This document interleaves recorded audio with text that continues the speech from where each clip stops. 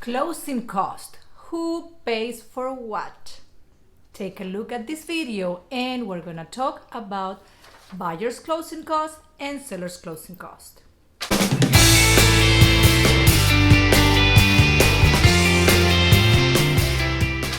This is Alejandra La Blanca with La Blanca Group, sponsored by Keller Williams Southlake. Okay, so in every transaction, real estate transactions, of course, we're talking about, every party has their own cost, okay, for closing. So let's going to talk today about who pays what in the transaction. Let's start with the sellers. The sellers, of course, they have the payoff of their loan. Unless the house is already paid off, this is something that you have to take in consideration when you're going to receive the money from the title company. The second one is going to be the real estate commissions. Normally in the state of Texas, the commissions are included in the listing agreement. We're not going to talk about today about how much it is, because I can't talk about that. This is something negotiated between the broker and the seller, okay?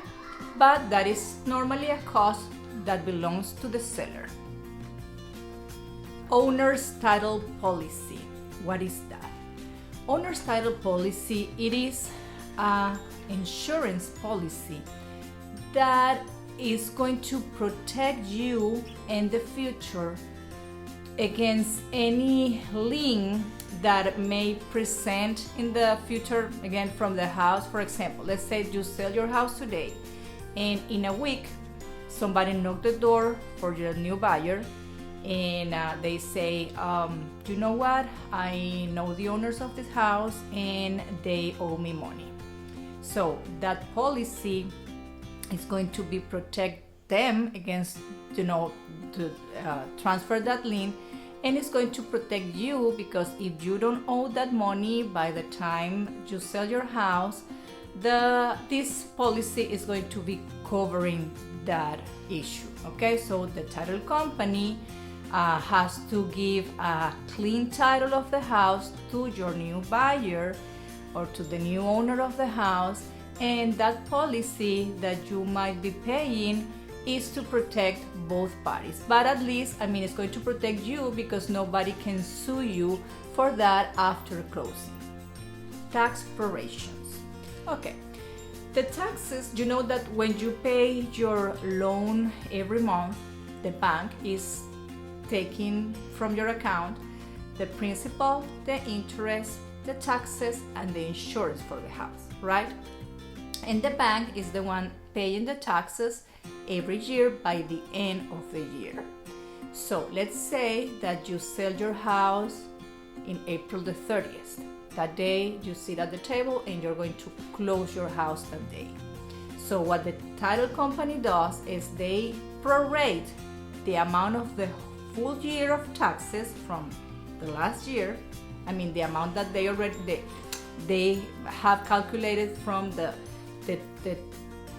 district, and it's going to be, of course, the taxes for the current year, and they are going to take from January to April the 30th, and they are going to take that money from your closing costs. They are going to make a deduction from your side, and they are going to give a credit to the buyer. So the bank of the buyer, or the buyer, is going to pay the whole year from January the 1st until December the 31st for the taxes. So you have to give the buyer a credit for those taxes that you have been living in the house, owning the house, and I know you have been paying for those, but don't worry, you're gonna get it back from your escrow account, okay? But that is one of the costs that you're going to see in the closing settlement, the proration taxes from the January the 1st until the day you close. Tax certificate record of the existing lien. When the title company is processing all the documents for the new buyer of the house, the new owner. They get a tax certificate. So in that certificate that you have to pay for that fee, it is include everything that the district has for taxes. If there is a lien on the property, it will be shown there. If you own taxes for previous years, it's going to be shown there. So this is what this document is. And of course, you have to be charged for those. For the recording of that certificate, tax certificate, because it belongs to you. If there is anything standing there, you have to be responsible for that, and the title company is going to charge you for that. Attorneys, documentations, preparation fees. You know, the title company, they have attorneys there that they are the ones that make all the documentation for the closing, and of course they are charging you for the fee to pay the attorney. HOA transfer fee. If you live in a community that has a homeowners association, most likely the association is going to charge you to transfer the ownership of the house to the new owner. So that's what we call HOA transfer fee, and it's most likely that you have to pay for it. And of course, any other cost specified in the purchase contract. Almost everything is negotiated, even though there are things that in the contract are marked like seller's cost. There are some that could be splitted. For example, the title policy, actually it could be paid by the buyer as well, or it can be splitted between the two of you.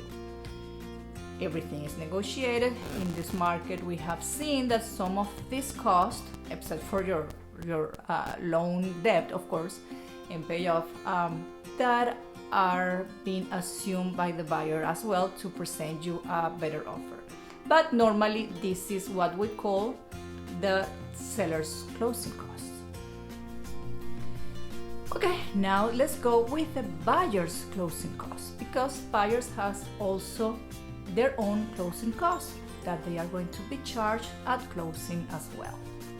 So let's start with the loan title policy.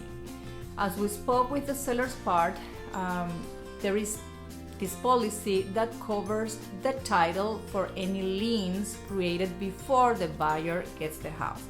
So because the bank is going to be co-owner of the house, they also require to have a policy on their name to be protected against these liens again.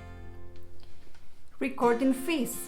When you close in a transaction, you are going to receive, the deed of trust from the bank, and you're going to receive what we call in Texas the warranty deed. The warranty deed is going to be the title of the house. It's what gives you ownership.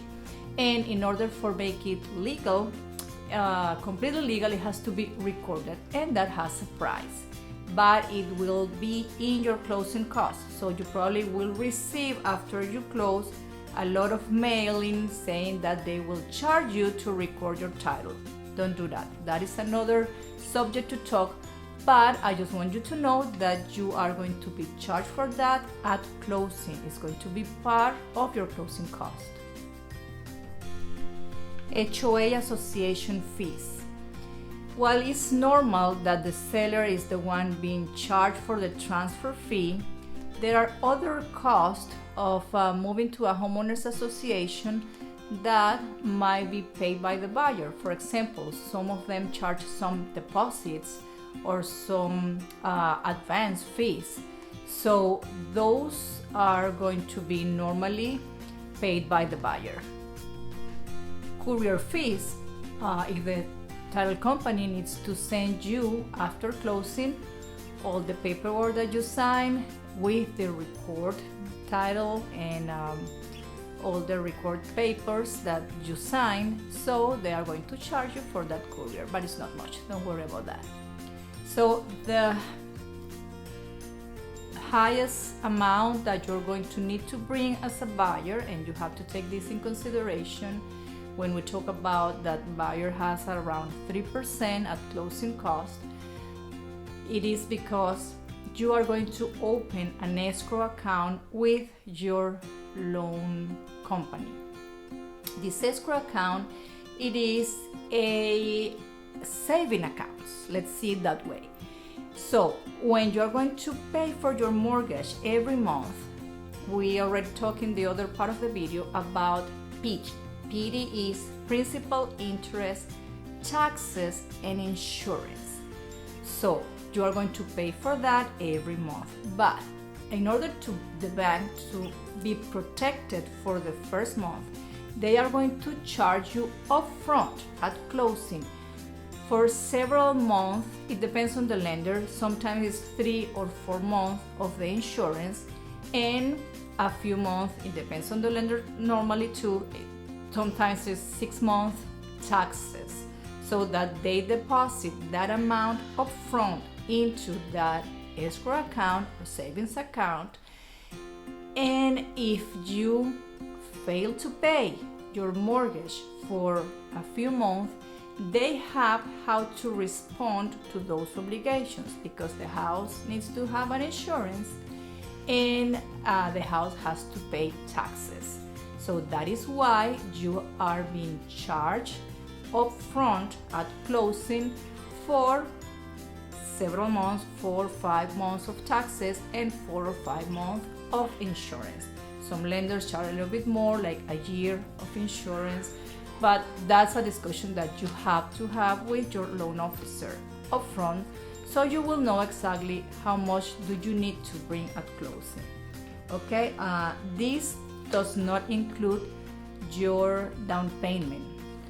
That is another amount that you need to bring, but it's not considered part of the closing cost. Okay, it is closing cost is one thing that I have spoke today, and the down payment is another thing. Well, I hope this has helped you. Remember to register here to my YouTube channel so you can receive these informative videos every single week. If you want me to explain you better this, you can always give me a call.